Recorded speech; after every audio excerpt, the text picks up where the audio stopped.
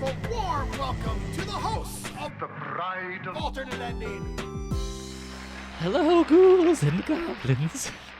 20 years ago, I was locked away for taking an axe to a copy of a movie called Hush, Hush, Sweet Charlotte, because I didn't like it very much. So, I have been released. Do you need me to bail you out? To picturesque Riverside, California. Do you need me to stop you? I am. Or are you still right? You're still going. Okay. I am your ghost, Brennan Klein. And with me, as always, is your co-host, Tim Brayton. How are you doing today, Tim? You know, I was doing good, and then you looped into vampire there for a second for no reason whatsoever, and then I was doing great. Thank you.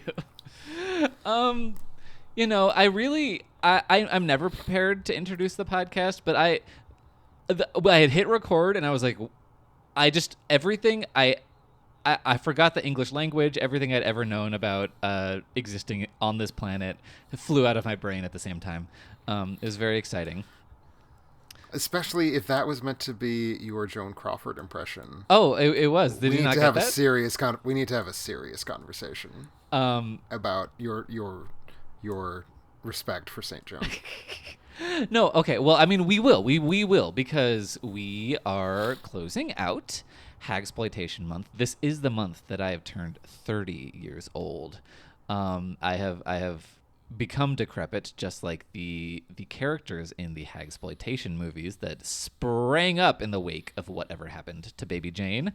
Last two weeks ago, we talked about Hush, Hush, Sweet Charlotte, and we covered some Bette Davis. Now we're swinging back around to her Baby Jane co-star, Joan Crawford, in that same year of 1964 in the movie Strait-Jacket. It's different, and yet almost exactly the same. It's very interesting. It's kind of a great case study because it is almost exactly the same plot. Almost. Like, there's details that are shuffled around. But, yeah, no, very similar movie to Hush, Hush, Sweet Charlotte. I think there's lots of small differences, big differences, but I think the difference that most importantly touches my heart, and so I want to get this out into the record as quickly as we can. Strait-Jacket is a film directed by William Castle, the notorious, infamous, legendary, iconic producer, huckster, carnival barker, who is the guy who came up with the idea, what if we put joy buzzers in the seats? Or what if I threw a big luminescent skeleton at the audience? Or various things of that nature. No such big promotional goofball dealy with this film, although beyond that specific absence, it still feels like all the things I want a William Castle film to be. I'm sure we'll talk about that over the course of the episode, but just wanted to make sure we got that into the record ASAP, that you have a real film director in Robert Aldrich making Hush, Hush, Sweet Charlotte, but you have an artist making Strait-Jacket. Absolutely. And I was looking into the background of this movie, hoping for some classic William Castle gimmicks. And, you know, they were handing out, like, cardboard axes that were covered in blood. And it's like, okay, like, sure, whatever. Also, apparently, Crawford herself went to, like, from theater to theater. Yes, which is neat. I think it was which is a sort of a gimmick. Yeah, but it was like 6 theaters, you know. But like, yeah. If Joan Crawford shows up at your theater, I mean, I would have pissed my pants, you know. Like, obviously, even if it's not a movie she's in. Oh my god, Joan Crawford if I'm sitting there in Twisters and Joan Crawford shows up, I'll be like, wow, Joan Crawford, you died like 35 years ago. What's going on? Yeah, no, exactly, terrifying. But yeah, anyway, so yeah, and this movie was also the horror bona fides are there. It was written by Robert Bloch, who wrote the book Psycho, among many other things. So we've got a kind of horror schlock legacy here. And yeah, so it is so similar to Hush Hush Sweet Charlotte. um 20 years before the events of this movie. Well, basically the, we're sorry, yes. Did you have something? Okay, sorry. No, I was sniffing because my nose is a little stuffy. Oh, no worries, me too. But yes, so we start with the minor differences. The flashback of the axe murder of a philanderer. The Joan Crawford character is already meant to be slightly older and is not so much of an ingenue in the flashback, but is still, like Joan Crawford being like, "Aren't I gorgeous?" Because I think this shows off the difference already between how Joan Crawford and Bette Davis like to be presented on screen. Mm-hmm. Joan Crawford very much wanted to show, I myself right now in front of this camera can look like this, even though I'm going to look old and pale and frail and crazy later. Look at me now. Don't I look snatched? I can still look like this. And Bette Davis doesn't give a shit about that. I mean, that's one of the things. Bette Davis always, from like the very earliest years of her career, enjoyed looking hideous on screen. And no, as you point out, Joan Crawford was absolutely not that. She was not going to allow herself to look unattractive in any way, shape, or form. Though I will go ahead and be briefly cruel and say that I think the primary reason why the voiceover, because this is all happening in voiceover, somewhat needlessly pins down, as you said, Joan Crawford is meant to be older than her philandering husband. We are told this is her second marriage. She was 7 years older than he was. I think at least part of the reason that she had to be 7 years older than he was because they understood the limits of how much the makeup they had caked onto Joan's face to make her seem younger. They realized there was only so far they could actually take that, and they could not say, this is a 20-year-old, because that's just not true. Yeah, no, they worked with what they had. Go William Castle. You understood the assignment, I guess. They didn't just put a baseball hat on her and she's like, look how young she is. But yeah, so yes, we do get that flashback. Basically she comes home early, finds out that her husband's cheating on her. Her young daughter witnesses her axe murdering her husband, who is just asleep in bed next to his mistress after having had sex. Yes. And we witness it too. There's a very fun, cheesy shot of an axe in silhouette raised above the shape of a body in silhouette, and the axe comes down and we see a little head-shaped silhouette roll right off the bed, and it's a hoot. It is absolutely a hoot. And that man's silhouette is Lee Majors from multiple television shows of later years. Yep, his I believe first, I won't say first screen credit because he's not, but I believe his first screen appearance. Yes, I believe so. But yeah, no, so that's exciting, and we're gonna get a lot of people who did a lot of things in this movie. The cast is very interesting. But anyway, so yeah, we get that. Cut to 20 years later, the daughter is now a beautiful young lady. She's engaged to a rich dude. She lives in a farm outside of Riverside. It is canonically Riverside. It does get mentioned at some point, and I was shocked by that. I think one of the charms of this movie is how much it takes place in Southern California, which is a place that movies often try to pretend they don't take place. And I'm glad that this leaned into it. Yeah, because it is I mean, it kind of takes place in Bakersfield hell for the most part. Like in this just like dusty limbo where there's just like, you're just in the middle of nowhere and there's miles and miles of just yellow, dry nonsense around you. Mm-hmm. And there's no pretending that that's not in this area. There's no pretending that's not around. It, I think, leans into it with sort of the buildings we see. It leans into it with bits and pieces of the dialogue. I think the cinematography leans into it. Like, I think there's just a sort of weird, like, California lighting that we're looking at. It's very a hot-looking movie.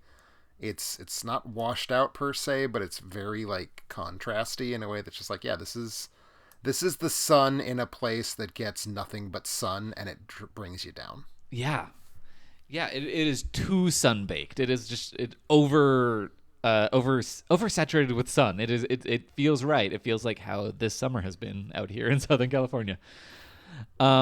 But yeah, so basically, her daughter Carol, who is now played by Diane Baker, who is still alive, still acting. She's been in a ton of shit. Back in the day, she was in that Journey to the Center of the Earth movie with Pat Boone. But since then, she was in Hackers. She was in A Mighty Wind. She was the mom of the kidnapped girl in Silence of the Lambs. Yeah. That's... I don't think it would be a stretch to say that's because she was in this movie. Given what was going on behind the scenes in Silence of the Lambs, I feel like maybe that's actually intentional. Oh, for sure. I mean, Roger Corman is in Silence of the Lambs. Exactly. Well, I mean, Jonathan Demme worked with him, but there's all that kind of inside baseball stuff. Yeah, no, Demme is drawing from the history of cheapy psycho movies. So I would not be at all surprised if he was like, wow, she's still alive. She's of the right age. Let's get her. Yeah. No, it's awesome. She's had a quiet kind of character actor career, but she is just around and it's awesome. Good. But yeah, so we get her, she has a complicated relationship with her mom, who has been in an asylum for 20 years. Her mom is coming back. Basically, she's coming back. She is of a very fragile mental state. Basically, it's like, is she going to pose a problem? Is she going to snap and start axe murdering people? Clearly somebody has, because people are starting to get axe murdered left and right. Mm-hmm. Mm-hmm. Including George Kennedy is the creepy farmhand. George Kennedy, who is in Hush Hush Sweet Charlotte.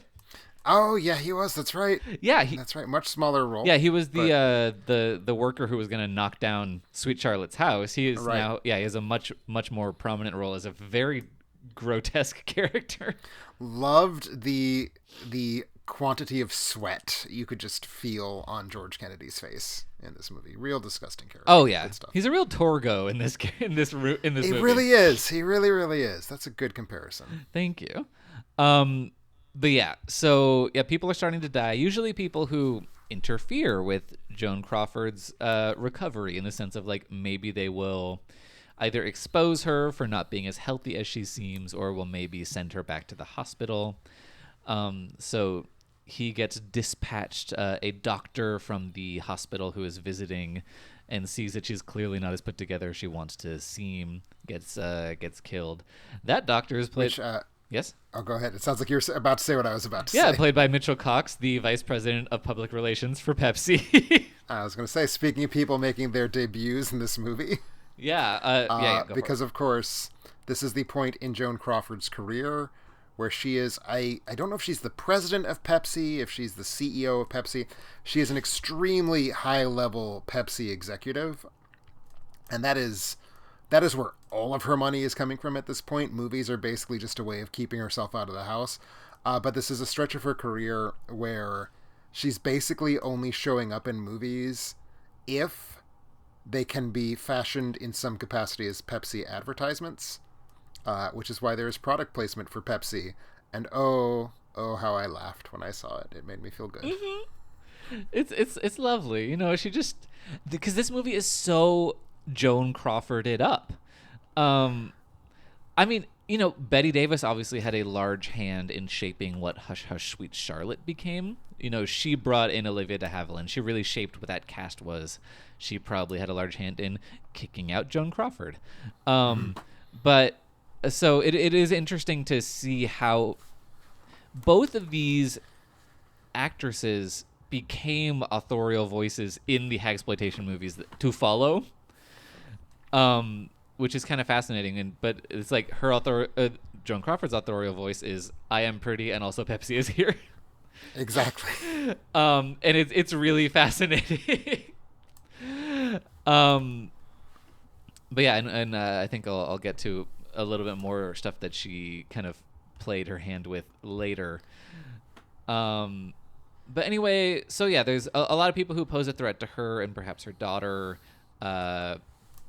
Become axe murdered as she attempts to hold things together, and she also does eventually meet the fiance, Michael Cutler, and immediately flips back into I'm a vamp from 20 years ago and I'm gonna try and seduce this man mode, and it is fun. It's a fun time. Just real quick, it is actually Michael Fields. Cutler is the family name of the Oh shit. of Carol, who has been adopted by Lucy's husband and sister-in-law, Bill, played by Leif Erikson, and Emily, played by Rochelle Hudson. Yes, you're right. Sorry, I mixed that up. And Leif Erikson from Invaders from Mars. Yeah, no, it's a cast of thousands. Yeah, no, it's a good time. Yes, you're right. Michael Fields, whose family. Oh, okay, I'm gonna bring it up now. Whose family owns a dairy. His dad. They own the hell out of a dairy. His dad in my notes I just called Milk Daddy. He loves milk so much. Is there literally a scene in which he is not drinking milk? I don't think so. It's certainly, if you at least expand it to drinking and or talking about milk, there is not a single scene where that doesn't happen. And it really, the moment that really, really hit me is that when his wife is really anxious about their handsome, rich young man potentially marrying this rube with a crazy mom, and he's like, "Drink some milk; it'll calm you down." Mm-hmm. And he's just obsessed with milk, and it's so wholesome. And that's his one character trait, and it's a beautiful thing, and I wanted to know more about this man. No, it's great. The milk stuff is wonderful, and speaks to, I think, one of the main differences, because we haven't really dug into the number of parallels between this film. Oh this my film God, and Hush, Hush, yeah. Sweet Charlotte, which there are many, but I think one of the main differences. Excuse me. I think one of the main differences is that this film is funny, and it knows it. And the milk thing's funny. The milk thing is not just like random. It's William Castle being like, this would be a strange thing to have. It'll be weird. Let's go for it. And I think that's true of a lot of the stuff in this movie. Yeah. No, it's funny. It's just like I don't know that it's like big old belly laugh funny, but it's just like kooky and silly and it's silly. enjoyable. That's the thing. Like when Castle makes full on comedies, of which there are at least two, they're not good. I don't like his comedies, but I like the way he brings in kind of a sense of playful goofiness to his movies. So there's the milk thing. I would say in a very low key register, I love the way that when Carol is showing her mom around the farm, she keeps being like, "Here's where the chickens are," and then we butcher them. Uh-huh. I mean, and then it's like, "And here's where our pigs are. We have to feed them before we slaughter." It's like, yeah. That's funny. That's fucking funny. I'm sorry. It's adorable to me that there's this weird runner of like the daughter accidentally using ugly words for murdering things in front of her ex-murderer mom. Yeah. No, it's so playful, but also like there are moments that are playful like that, but also kind of sinister or play really well. Or that Joan Crawford just really nails. Like she is upset about the chickens, but she's just like, I don't like seeing things being caged. And she just really nails the hell out of that line. And just various things like, I mean, some of that's probably coming from, Robert Bloch and just finding those moments to like really hit. Or like there's an exchange between Carol and the doctor where she's like, as an artist, you can never tell when a piece is finished. And he's like, as a doctor, you can't either. And, it's just like, there's such good, delicious kind of moments like that. Or when her knitting unravels and you're like, oh, there's a metaphor. Oh, man. And it's not just that the knitting unravels. She like makes a point of saying, oh, no, my knitting, it's unraveled. It's like, God bless this movie. It's like, it's just gloriously unsubtle in such a fun, playful way. It's, it's not, I wouldn't say it's a scary movie or even necessarily an atmospheric movie, but I think at many times it is an effective movie.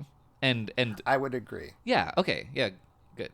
And I would say as a data point, I did actually watch this film with my mother. Oh, that's so nice. A strange thing to have done, but my mother was like concerned in the kill scenes that we were about to see someone get killed. So I don't think it was scary, but I think it got her going.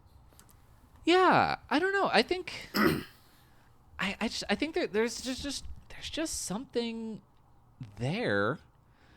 Like I mean obviously the thing that's there is Joan Crawford. She's giving an exquisite performance in this movie. It's really good. It's like absolutely good performance. Like, not even just like good because it's campy, but like good because a good actor is giving it. I was not prepared for that, honestly, because this is a point in her career when she's not always giving good performances. Like, I don't know if you have seen Trog. No, for not example. yet. That's I'm working my way down. I would not be inclined to say that she gave a good performance in Trog, but like she's treating this like a serious exploration of a fragile psyche, Yeah. and I think that's cool. Yeah, and she's playing so many different sides of this character. She's playing her from 20 years ago, kind of like breaking through the brittle her from now. And she's playing just all of this different stuff. And she's also playing, like, there's this moment where she's like imperiously watching the ant like carve a piece of meat. That's really just intense and shocking, but also the like more vulnerable moments, where there's it's a beautiful line, but it's also beautifully performed, where her daughter's about to introduce her to her fiance, and she's like, I can't meet strangers tonight. Like, this is my first night here. I can't meet a stranger. And her daughter's like, nonsense. Michael's not a stranger.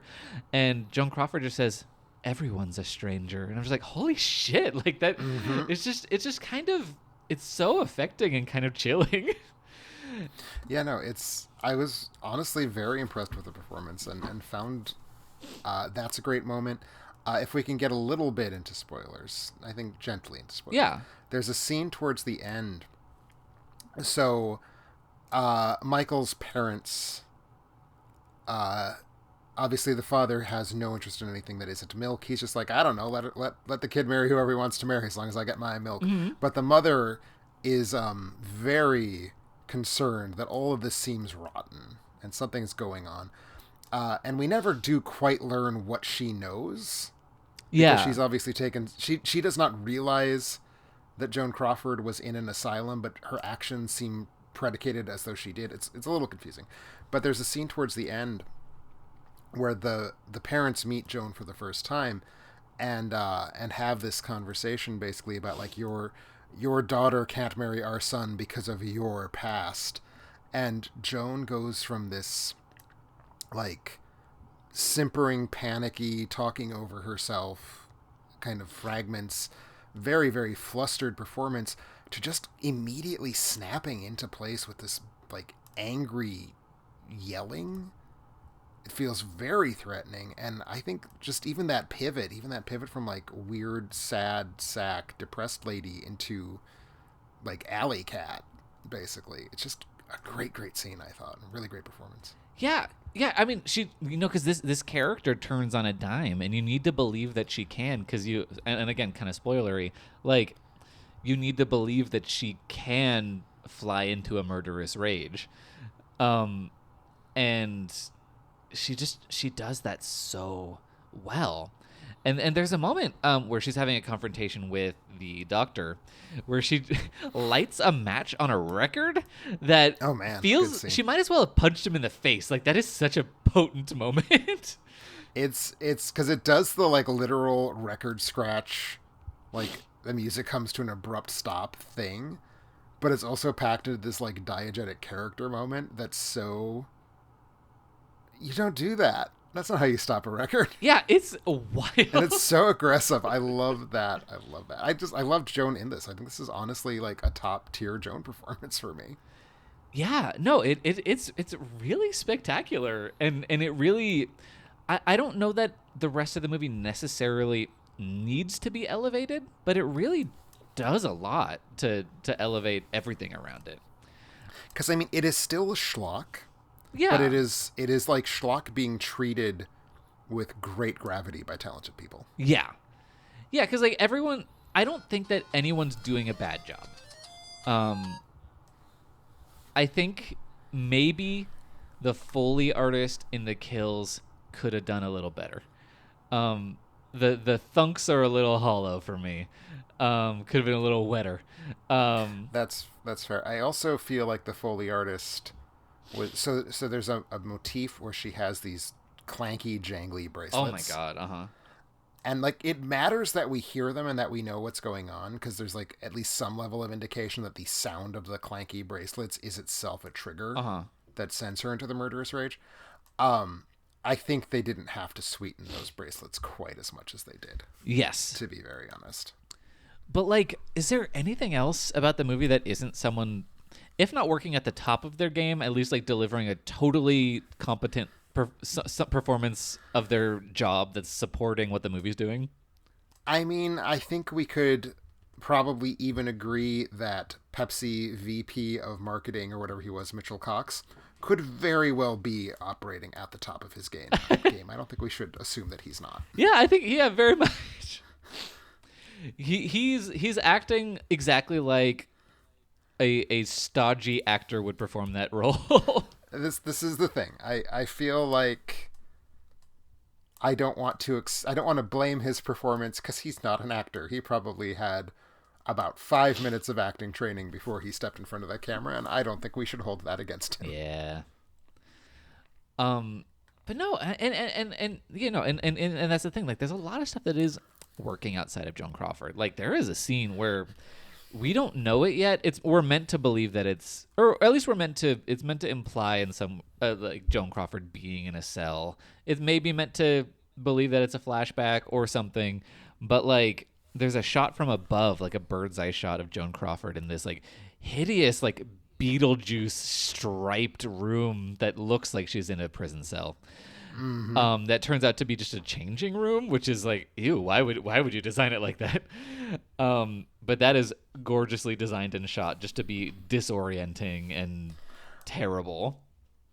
It's a fantastic moment, because the shot is cool because the wallpaper is disorienting, but also we have suddenly like launched forward in the story in a way that we were not. It's unclear where we are chronologically. Yes. And then when it catches us back up, it does so using, I thought, surprisingly organic language. Like, one of the things that's a particular frustration of mine is when characters talk to each other, saying things they both know for the benefit of us and the audience. Yes. And that sort of happens here, but it happens in a way that feels like these two people are actually having the conversation they'd be having. Because we learn it's like several hours later, and Joan spilled coffee on herself at the boyfriend's parents' house. And this is done in a way that just feels natural. But even just the fact that we are suddenly hours later is weird and disorienting. It's just very good. Yeah, and also it is the thing of like, you know, we're losing time. Like, what is she doing when we're not with her? Exactly. Oh my God. And I mean, I would like you to talk about the lighting and the like kind of chicken coop murder room, because I know you kind of pointed it out in your Letterboxd review. Yeah. So, you know, there's a practical reason for it. And the practical reason, can we've been talking for a while. Can we start to nudge into spoilers a little bit? Yeah, absolutely. Are we okay with that? The main thing that needs to be achieved by these murder scenes from a storytelling perspective is for us to not see the face of the killer. Mm-hmm. So they're very, very dark. But instead of just being very dark in the, like, it's Psycho and we see Mama Bates walk up in silhouette, i.e., like, these are just, like, pitch black rooms. The door is shut. There's these, like, pokey holes of light coming in from the walls that are just, like, half illuminating people's faces. But it is inky black. You see, like, corners of shapes and you see edges of faces. So it really is the sound doing a lot of the work of the storytelling. The lighting itself is like, it's obscuring, right? Like, the whole point of it is that we don't know what's going on. And I mean, there's another practical reason for that as well, which is that it's 1964. You can't just show someone's head get cut off and then blood gushes out of the stump where their neck is. Yep. So when we see someone's head get cut off, it has to be done kind of obliquely, and having it all be very shadowy and you can only see like a third of what's on screen is part of it as well. And I think it does all this while also really really doing a great job of creating this sense of like, it's so dark in there, you don't know what's going on. It becomes a kind of slightly terrifying space. And, you know, I mostly agree with your point. This is not a scary film and it's not an atmospheric film, but there's something to those two scenes in the chicken killing barn. And even the first scene where we meet the chicken killing barn and we see George Kennedy there and he's like, hey, Joan, you want to kill a chicken for old time's sake? Or whatever it is that goes on in that scene. Great scene. And like, I don't know if you caught this detail. First time she looks at the axe, a solitary drop of liquid falls off of its blade. Oh, I did not notice that. It's so great. It's like, oh, this is gross. This is as gross as you could make a film in 1964. But I mean, so all three of these scenes in the chicken killing barn, which I'm sure has a real name that's not the chicken killing barn, there's this just sense of, it's an aggressive space. It's a space that is like not supposed to be there. It's movies are meant to be somewhat genteel and nice, and this is just an ugly, violent space, and I like just how much it's a challenge even to make out what's in there, just because it is such a rupture in the film when we go to that space. Yeah, you're right. No, you're right. Like there are those moments that are disorienting, and I think that's why I was calling it effective. Like it's effective because I was never scared by this movie. I was never like, oh no, I'm in the dark with Joan Crawford, or it's just like, it's not potent in that way, but it is powerful in a lot of different ways, and it is kind of slapping you around a little bit, and I found it to be kind of a delight. Like it's not a perfect movie by any measure of the imagination. But this was so much more fun to sit through than Hush Hush Sweet Charlotte was. Oh, not even a question. This is honestly, going back to our conversation about Hush Hush Sweet Charlotte, where I was trying to be like, well, I get why you're saying that Agnes Moorehead is giving a bad performance, because she is, but also she's giving the performance I want the movie to be. I feel like this movie is getting closer to if it was a whole Agnes Moorehead picture, in that it's kind of loopy. It's pretty grody in a lot of ways. Mm-hmm. But I think to your point, delightful is the word you used, or delight. When that first beheading in the present day scenes, which I believe was the doctor, when we see our first beheading, I laughed out loud, and my mother was taken aback that I laughed at it. But it's like, how do you not? It's fun. William Castle's there to have us have fun, and that's his whole thing. And that's again part of why I love all of his movies, except for the ones that are actual comedies, because they're not fun when they're funny for him, basically. But there's that sense that no matter how quote unquote dark and violent and serious things are getting, it's almost like the movies get even sillier when they're pretending to be more serious. And I feel like that's at play here.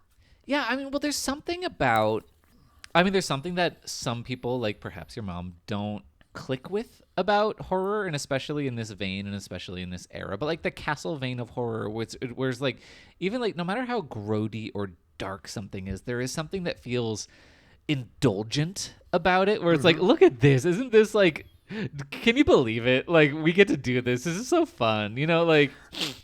And that's the thing. Castle's putting on a show for us. Yeah. And sometimes he's really, really overt about it. Like when he's like in Homicidal, which is I think his immediate film prior to this, but maybe there's a couple in between. There's definitely a couple in between. But it is the film that I was definitely thinking of while I was watching this, because Homicidal is his other very specific and unhidden Psycho ripoff, which we haven't even talked about. This film's relationship to Psycho. We've talked about its relationship to Hush Hush Sweet Charlotte, but there's a lot of Psycho in this movie. Homicidal, which is I think overall a more serious movie than this, jams on the brakes for 90 seconds or 60 seconds right at the end to be like, okay, are you a big scaredy cat? Because here's the scary part of the movie. So if you're a big scaredy cat, you should leave now, and then your friends will call you a big scaredy cat, and it just does this at the heart of what is, like, objectively its most serious moment. So I think he can't help himself, but I don't think he wants to help himself. I think Castle's here to be like, look, you're here to watch some stupid movie with lots of heads, and then your girlfriend's going to grab at your arm, and you're going to feel her boob, and that's what you're here for. So here you go. Here's a movie. Yeah, no, let's talk about its relationship to Psycho. I mean, obviously it does. I mean, it's in that proto-slasher era. It's in the, like, anytime you got someone with an edged weapon and basically a single word title that has a connotation with asylums in it, like, it's gonna be a Psycho riff. You've got Robert Bloch. You do have the final scene that over-explains everything that just happened, although evidently that was not a Robert Bloch edition. That was apparently something that Joan Crawford insisted on because she wanted the movie to end on her and not on Diane Baker. Good for Joan. Yep. But what other kind of, is there anything beyond that you feel like is, like, at its core that feels like most Psycho-y? Well, I mean, I just think the overall, like, way the plot plays with itself, which, I mean, can we just go for the spoilers? Yeah, at this yeah. point? So this is a movie about someone dressing as their mother to kill people. That you raised an excellent point that I hadn't actually considered. There's that. And I will say, part of where I was like, oh, this is Psycho, at what point did you know it was the daughter doing the killings?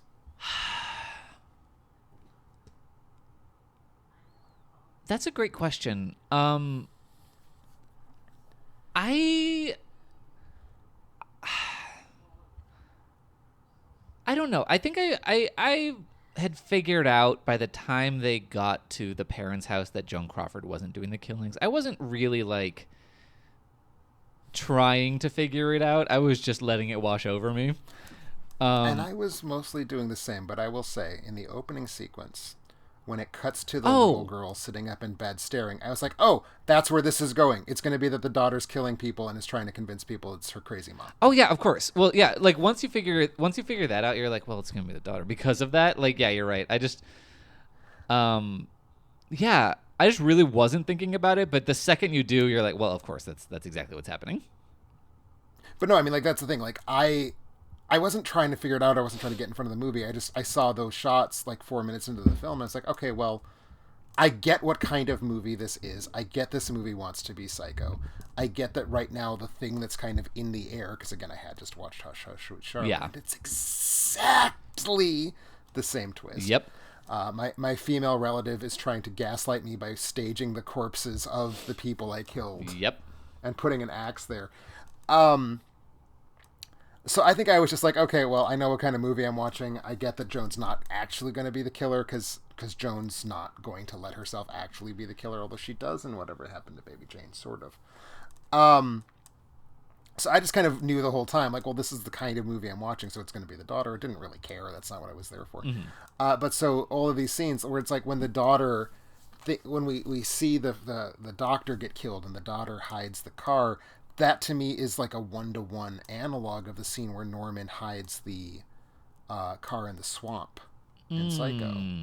So stuff like that is kind of where I think the Psycho is coming in. It's just like the beats are very similar. Like there's scenes where people are creeping around in bathrooms and like we see a shower curtain rustle. And like I don't think it's meant to make us think someone's going to jump out. Well, it is meant to make us think someone's going to jump out of the shower, but I think it's just kind of, it knows that its audience has seen Psycho. I think more than anything. Yeah, no, that makes a lot of sense. I mean, I was thinking so much about Baby Jane and Sweet Charlotte coming into this movie that I just wasn't really thinking about Psycho. But yeah, you. Well, because to me, there's actually two Hitchcocks, and I wanted to say one other thing because I've already touched on the California lighting. I think it shares with Psycho being very specifically set in a grubby part of California that's not the Los Angeles metro area. And how that affects the way it looks. It just looks sandy and hot. Yeah. And that's the only way it looks. Yeah, so it's in this like kind of desolate sandy part that is attached to a kind of nice looking town, but it's out of town. Mm-hmm. No, you're totally right. And obviously there's the dressing up as the mom connection, and that's like Not something I really thought of because when I think of Psycho, I think of mainly like the cross-dressing aspect of it That's more right. than the mother aspect of it. But she does have that terrific Joan Crawford mask that is kind of terrifying. I want that Yeah, mask. yeah. That's a great mask. But I will say the other Hitchcock connection I noticed, it's the meta plot of Psycho, right? Uh-huh. I'm pretending to be my mom to kill people because I'm nuts and I want to like do whatever. But it's kind of wrapped around this tiny little nougat center of Vertigo, where it's I'm going to make a woman in my life dress in a way that is going to be emotionally traumatizing to her so I can control her. Yes. Because that's the whole plot, right? The daughter dresses Joan as young Joan, knowing that this is going to mess with Joan's brain. And it does. And that's Vertigo to me. Great job, everyone. Yeah, that's wild. You know, there's so much going on in Strait-Jacket. I mean, it's Robert Bloch. It's the writer of Psycho. He's not a very good writer, is the thing about Robert Bloch. So like, obviously, he's not going to unlearn all of his tricks. Yeah. But no, I mean, it's that's the thing. I mean, we only have nice things to say about Strait-Jacket, but we did both give it 3.5 stars. Like, you know, it's not a masterpiece by any means, but I will say, relative to also having given 3.5 to Hush Hush, I wanted to give this 4, but I gave Homicidal 3.5 on 2 separate occasions. And it's like, well, it's not better than Homicidal. ooh, okay. It is better than Hush Hush, Sweet Charlotte, but it's not better than Homicidal, so I can't give this movie 4. Okay, that is good to know. Who's the star of Homicidal? Homicidal doesn't really have anyone famous. Okay, That's actually part of what's cool about this film. Other than Vincent Price, who's like an edge case anyway, Castle had not worked with a movie star before. So, and in fact, there's a great John Waters quote where he was like, that was the gimmick. Like, there was no Emergo or Percepto or, you know, life insurance policies. The gimmick was Joan Crawford is in a William Castle film. And I think that actually holds a lot of water to me. Waters, as it were. But, yeah, no, there's no one of particular note in Homicidal. But it's pretty, if you haven't seen it, I think you should definitely. It's very, very much a Psycho knockoff. And also very much a proto-slasher. I mean, I do like both of those things, so that I do need to check that out. I'm a little underseen on William Castle, actually. I gotta get on that. What have you seen now besides this? I don't know that I've seen anything. Well, I'll give you a list. Yeah, But for you personally, Brennan, I think Homicidal needs to happen. yeah, Homicidal needs to happen. Obviously, I need to watch House on Haunted Hill, 13 I think House on Ghosts. Haunted Hill and the Tingler need to happen for every person. Like, those are just important movies, period. But in terms of important horror movies that I think fall into your project, you do need to see Homicide. Okay, yes, I will make that happen. I mean, like, I'm obsessed with William Castle gimmicks, but the movies have not really found their way across my desk that often. So yeah, I will make a concerted effort to make that happen. I mean, Tingler and Haunted Hill are just good. They're just so good. Yeah, and I'm so sorry to have seen the 99 Haunted Hill already. I don't think it will in any way, shape, or form matter. No, it won't. I'm just sorry because it sucks. Well, also, yeah. Well, there's reason to be sorry, of course. Yeah. Anyway, anything else about Strait-Jacket while we are here on the topic of Strait-Jacket? I mean, we talked Psycho, we talked Joan Crawford, we talked the reveal, and you know, just the sort of hucksterism. I think we've covered pretty much what needs to be covered. One other thing. Love how much this movie plays with like cheesy cuts. So it does a ton of dissolve from a face to a mask, or a face to a painting, or a mask to a face. Just all over the place, starting real early on during this really cool credit sequence, which is like these ugly expressionist oil paintings of like crazy Joan in the asylum. Oh yeah, those paintings are awesome. I'm glad we mentioned. They're so great. So it does that cutting, but it also does a lot of cutting where it's just like we see like the axe in the chicken cutting room, and then it cuts straight to the knife cutting through that big, squishy, wet, sloppy chunk of beef. Or it does a lot with music, where like we cut from a really tense, horrifying moment to like jazzy big band music is playing on the soundtrack. Just a lot of transitions that are really trying to call attention to themselves as being this kind of silly, cheesy thing. Because again, I don't think William Castle takes the story seriously. I don't think he should. I think he's having a fun time making a movie. He wants us to have a fun time watching a movie. And I think that's part of it. He's like, isn't it silly that I'm contrasting this jazzy music with these tragic people?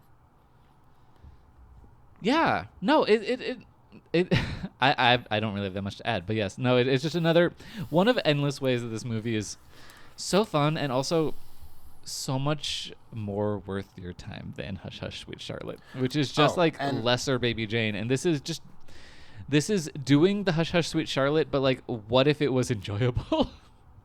I mean, it's clearly better. It's clearly better than Hush Hush Sweet Charlotte. It's more fun.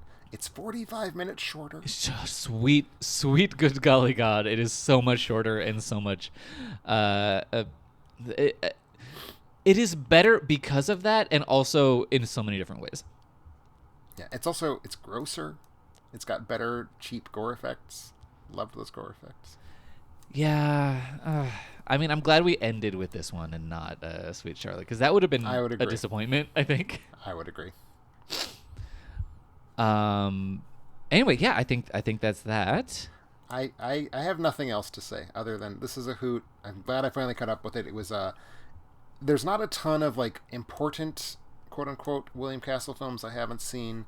This was probably the biggest one I hadn't, so I'm glad I finally caught up with it, and now I'm gonna have to. He actually worked with Joan again. Her very next film was also a William Castle picture, so I will be trying to catch up with that sooner rather than later, and that would be a film called I Saw What You Did. Ooh, that is one that we had on our long list for this month that we ended up not putting on the poll, but I'm very curious about that one. Yeah, because I feel like if you're between the second Joan Crawford film with William Castle or the first, and neither of us had seen the first, it was silly not to go with the first. Yeah, and it doesn't feel like hagsploitation in the same way that Strait-Jacket does. Right. But yeah, no, that's a must-see. That one's been on my watch list for a long, long time. But yes, we are now moving out of hagsploitation month. Oh, we do have a bit of an announcement also, or I mean, this announcement will have been made by the time that this episode airs.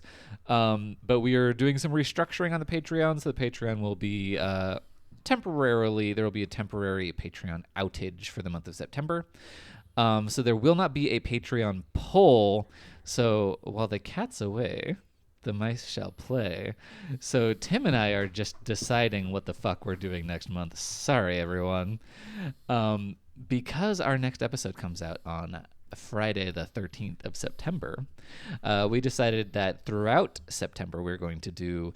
I don't know if we have a concise name for what this is, but we're going to do kind of like Friday the 13th rip-offs or follow-ups or inspired. If Friday the 13th exploitation, yes, ooh, I like was that, a thing that is different from the slasher genre of the 1980s, I feel like that's where we'd be at. We'd be at Friday the 13th exploitation. Yes.